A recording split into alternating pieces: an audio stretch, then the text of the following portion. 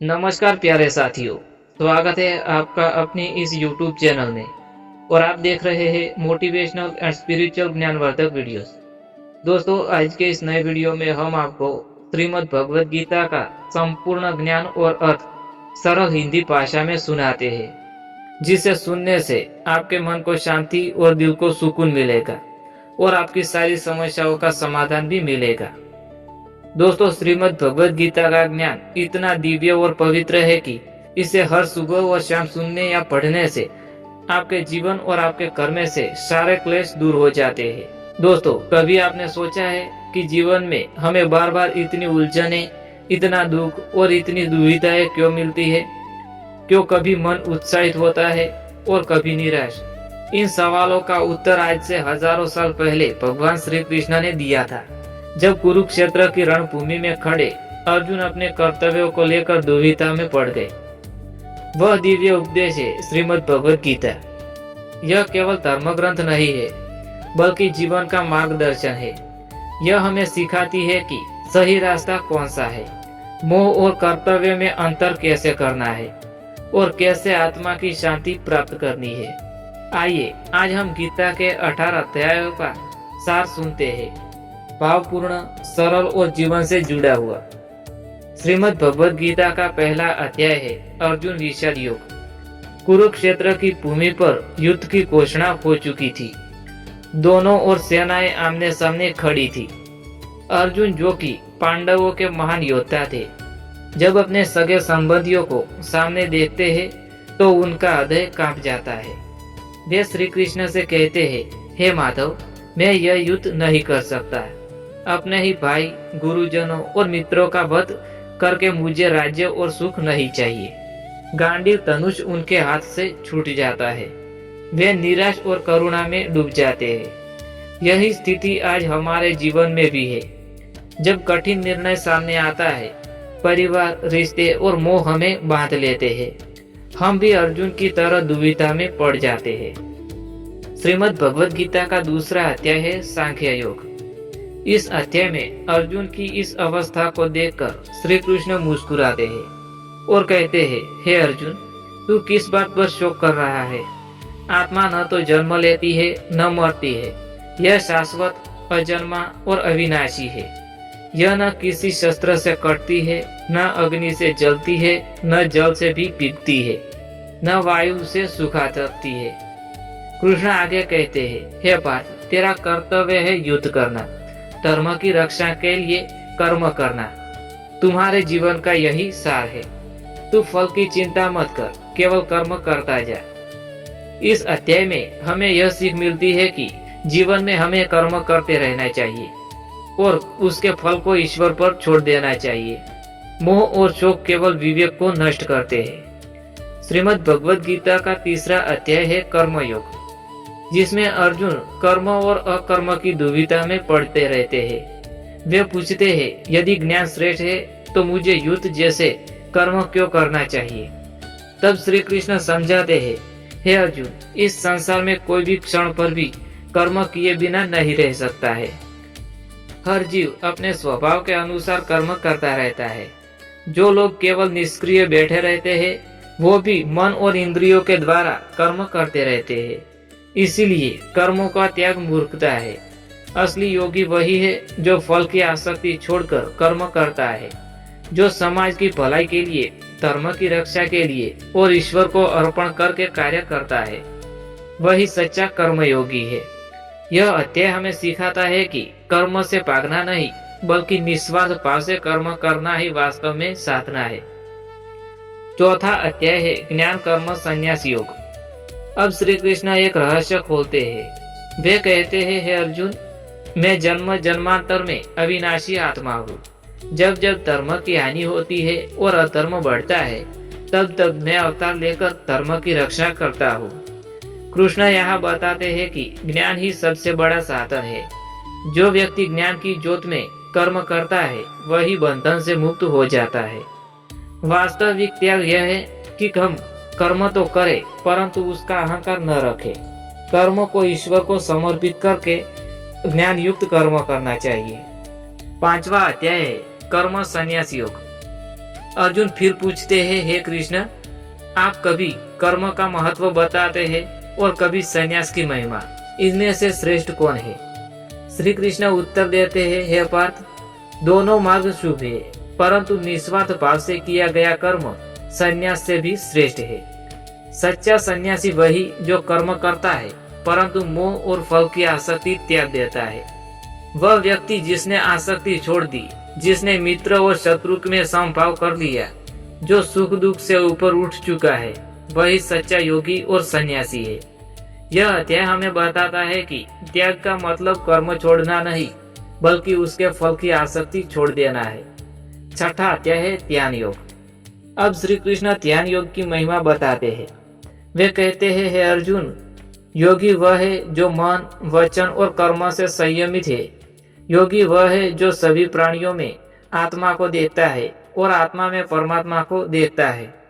सच्चा योगी तपस्वी से भी श्रेष्ठ है, ज्ञानियों से भी श्रेष्ठ है और कर्मियों से भी श्रेष्ठ है।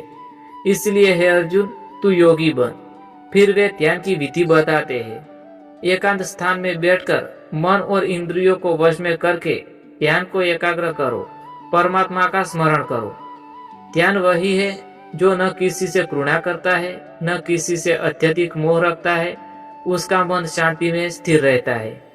सातवां अध्याय है ज्ञान विज्ञान योग। श्री कृष्ण अब अर्जुन को बताते हैं, हे पार्थ, अब तू एकाग्रचित होकर मेरी शरण में आ, तब मैं तुझे संपूर्ण ज्ञान और विज्ञान प्रदान करता हूँ। यह जगत मुझसे ही उत्पन्न हुआ है और अंत में मुझ में ही लीन हो जाएगा। मैं ही जल में रस हूँ, सूर्य और चंद्रमा में प्रकाश हूँ, वेदों में ओम हूँ, आकाश में ध्वनि हूँ और पुरुषों में पुरुषार्थ हूँ। कृष्ण बताते हैं कि 4 प्रकार के भक्त उनकी शरण में आते हैं। पहले है दुख से पीड़ित, दूसरे है धन की इच्छा करने वाले, तीसरे है जिज्ञासु और चौथे है ज्ञानी।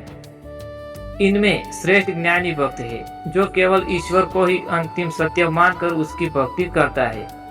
यह अध्याय हमें सिखाता है कि ज्ञान और भक्ति दोनों का संगम ही परम प्राप्ति मार्ग है। अध्याय 8 अक्षर ब्रह्म योग। अब अर्जुन प्रश्न पूछते हैं, हे माधव, यह ब्रह्म क्या है और मृत्यु के समय जो मनुष्य तुम्हारा स्मरण करता है उसका क्या होता है?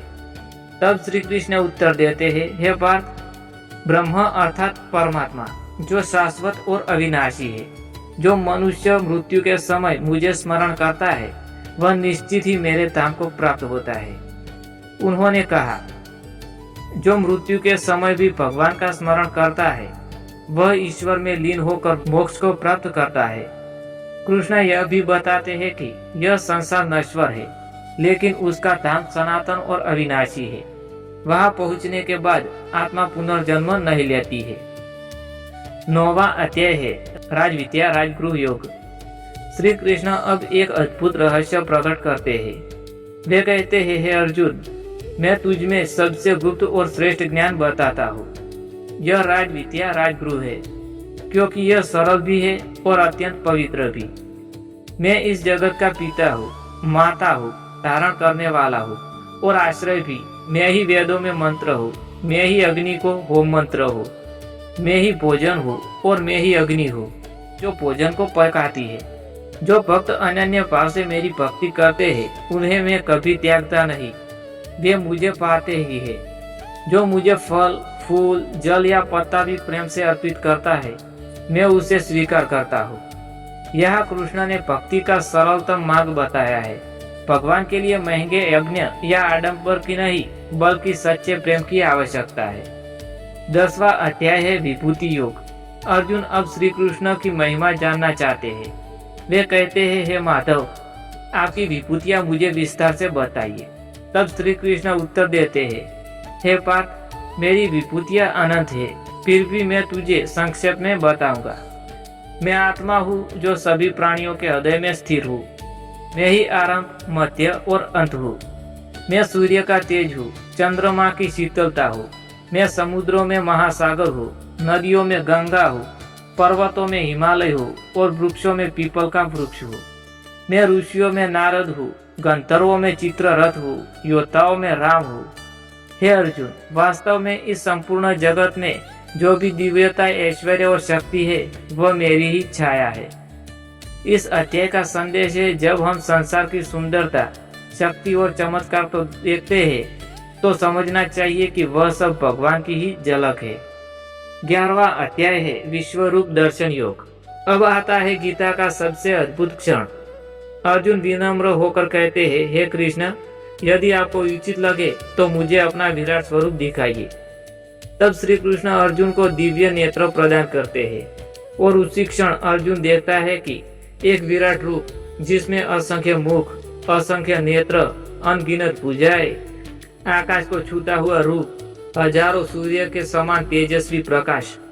उस विराट रूप में सभी देवता, ऋषि और समस्त जगत समाहित दिखाई देता है। अर्जुन देखता है कि सब प्राणियां उसी विराट स्वरूप में प्रवेश कर रहे हैं और नष्ट भी हो रहे हैं। वह भय और विस्मय से भड़क जाता है। हे प्रभु, आप आदि देव है, अनंत है, सबके स्वामी है। मैं आपको बार बार प्रणाम करता हूँ। यह अध्याय हमें बताता है कि भगवान की शक्ति सीमित नहीं बल्कि अनंत है। संसार की हर गति, हर घटना उसी विराट स्वरूप में समाहित है। अध्याय 12 है भक्ति योग। अर्जुन अब पूछते हैं, हे माधव, श्रेष्ठ कौन, जो आपके निराकार रूप की उपासना करता है या जो आपके साकार रूप की भक्ति करता है? कृष्ण कहते हैं, दोनों मार्ग शुभ है, परंतु जो प्रेम पूर्वक मेरा साकार स्वरूप की भक्ति करता है वह मुझे शीघ्र ही प्राप्त करता है।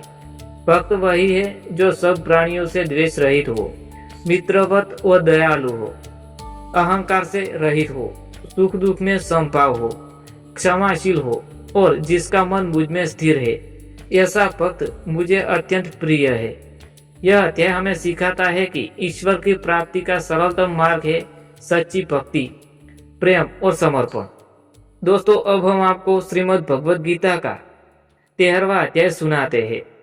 13वें अध्याय का नाम है क्षेत्र क्षेत्रज्ञ विभाग योग। अर्जुन पूछते हैं, हे कृष्ण, यह क्षेत्र और क्षेत्रज्ञ क्या है? श्री कृष्ण उत्तर देते हैं, हे पार्थ, यह देह क्षेत्र है और इसमें रहने वाली आत्मा क्षेत्रज्ञ है। देह नश्वर परंतु आत्मा अमर है। जो मनुष्य यह भेद समझ लेता है कि मैं यह शरीर नहीं, मैं आत्मा हूँ, वही सच्चा ज्ञानी है। ईश्वर प्रत्येक शरीर में स्थित है। जिसमें नम्रता, अहिंसा, क्षमा, स्तुति, वैराग्य, आत्मसंयम अपनाया है वही ज्ञान का अधिकारी है। अर्थात आत्मा और परमात्मा का संबंध समझ लेना ही वास्तविक ज्ञान है। 14वां अध्याय है गुणत्रय विभाग योग। अब श्री कृष्ण 3 गुणों का रहस्य बताते हैं। सत्व गुण जो ज्ञान, पवित्रता और संतोष देता है। रजोगुण जो कर्म, वासना और इच्छाएं जगाता है। तमोगुण जो आलस्य, अज्ञान और प्रमाद लाता है। ये 3 गुण मिलकर प्रत्येक मनुष्य को बांधते हैं। जो सत्वगुणी है वह स्वर्ग जाता है, जो रजोगुणी है वह जन्म मरण के चक्र में बंधाता है, जो तमोगुणी है वह अंधकार और पतन को प्राप्त होता है। लेकिन जो इन 3 गुणों से ऊपर उठ जाता है वही वास्तव से मुक्त हो जाता है। वह सुख दुख, लाभ हानि, मित्र शत्रु सब में समभाव रखता है और परमात्मा में लीन हो जाता है। 15वां अध्याय है पुरुषोत्तम योग। श्री कृष्ण अब संसार की तुलना एक अस्वस्थ वृक्ष अर्थात बरगद के पेड़ से करते हैं। इसका मूल ऊपर परमात्मा में है और शाखाएं नीचे की ओर फैली हुई है। जो ज्ञानी इस वृक्ष की जड़ों को काट देता है वह मुक्ति प्राप्त कर लेता है। फिर वे आत्मा का रहस्य बताते हैं। यह शरीर क्षण भंगुर है परंतु आत्मा सनातन है। मैं ही सबके हृदय में स्थित हूँ। मैं ही स्मृति, ज्ञान और स्मृति देता हूँ। मैं ही वेदों का रचयिता हूँ और मैं ही वेदों का लक्ष्य हूँ। अंत में वे कहते हैं, जो मुझे पुरुषोत्तम जानता है वह सभी पापों से मुक्त होकर मोक्ष प्राप्त करता है। 16वां अध्याय है देवासुर संपत्ति विभाग योग। कृष्ण यहाँ मनुष्य की 2 प्रवृत्तियां बताते हैं। देवी संपत्ति अर्थात निर्भयता, हृदय की शुद्धि, आत्मसंयम, अहिंसा, सत्य, करुणा, दया, क्षमा और शांति। आसुरी संपत्ति में अहंकार, घमंड, क्रोध, कठोरता, अज्ञान, लोभ और द्वेष। देवी गुणों वाला मनुष्य मोक्ष को प्राप्त होता है। आसुरी प्रवृत्ति वाला मनुष्य पतन और दुख की ओर जाता है। इस अध्याय में संदेश है अपने भीतर देवी गुणों को विकास करना और आसुरी प्रवृत्तियों को त्यागना। जीवन का वास्तविक लक्ष्य यही है। 70वां अध्याय है श्रद्धात्रय विभाग योग। अर्जुन प्रश्न करते हैं, हे कृष्ण, जिनके पास शास्त्रों का ज्ञान नहीं वे श्रद्धा से पूजा करते हैं, उनकी श्रद्धा कैसी होती है? श्री कृष्ण कहते हैं, मनुष्य की श्रद्धा उसके स्वभाव के अनुसार 3 प्रकार की होती है। सात्विक श्रद्धा जो देवताओं और पवित्र कार्यों में लगती है, राजसिक श्रद्धा जो भोग और फल की इच्छा से प्रेरित होती है, तामसिक श्रद्धा जो अज्ञान और हानिकारक कार्यों में लगती है। सात्विक आहार और साधना मन को शुद्ध करते हैं, राजसिक भोग बढ़ाते हैं, तामसिक आहार अज्ञान और आलस्य लाते हैं। श्री कृष्ण अंत में कहते हैं, हर कार्य ओम तत् सत इन 3 शब्दों से स्मरण करने के बाद करना चाहिए। 18वां अध्याय है मोक्ष संन्यास योग। अंतिम अध्याय में श्री कृष्ण संन्यास और मोक्ष का राज बताते हैं। वे कहते हैं, त्याग 3 प्रकार का है। पहला है सात्विक त्याग, जिसमें मनुष्य फल की आसक्ति छोड़कर कर्म करता है। दूसरा है राजसिक त्याग, जिसमें मनुष्य कर्तव्य कर्मों को दुख समझकर त्याग देता है। तीसरा है तामसिक त्याग, जिसमें अज्ञानवश आवश्यक कर्मों का त्याग कर देता है। सच्चा सन्यासी वही है जो धर्म के अनुसार कर्म करता है, परंतु फल की इच्छा नहीं करता है। कृष्ण आगे कहते हैं, हर मनुष्य अपनी प्रवृत्ति के अनुसार कर्म करता है। ब्राह्मण, क्षत्रिय, वैश्य और शूद्र सभी के अपने अपने कर्तव्य है। कर्तव्य को ईश्वर को अर्पण करके करना चाहिए। हे अर्जुन, सब प्रकार के धर्मों का त्याग कर मेरी शरण में आ, मैं तुझे सभी पापों से मुक्त कर दूंगा। भय मत कर। इस तरह गीता का उपदेश पूर्ण होता है। अर्जुन का मोह और शंका दूर होती है।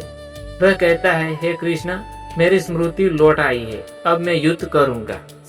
दोस्तों, यही है श्रीमद् भगवद गीता का सार। यह केवल कुरुक्षेत्र के युद्ध की कहानी नहीं, बल्कि जीवन की रणभूमि में हर इंसान के लिए मार्गदर्शन है। जो मोह में बांध ले, गीता कहती है आत्मा अमर है। जब फल की चिंता हमें सताए, गीता कहती है केवल कर्म करो। जब हम हार मानने लगे, गीता कहती है उठो और युद्ध करो। जब हम भटक जाए, गीता कहती है ईश्वर ही अंतिम आश्रय है। आज भी यदि हम गीता के उपदेशों को जीवन में उतार ले, तो हमारे सभी भ्रम मिट जाएंगे। यही कारण है कि गीता को जीवन का मार्गदर्शन कहा गया है। तो आइए हम सब मिलकर संकल्प ले, हर स्थिति में कर्तव्य मार्ग पर चले, फल की आसक्ति त्याग दे और अपने जीवन को ईश्वर को समर्पित करें। क्योंकि गीता यही कहती है, कर्म करो, समर्पण करो और शांति पाओ। जय श्री कृष्ण।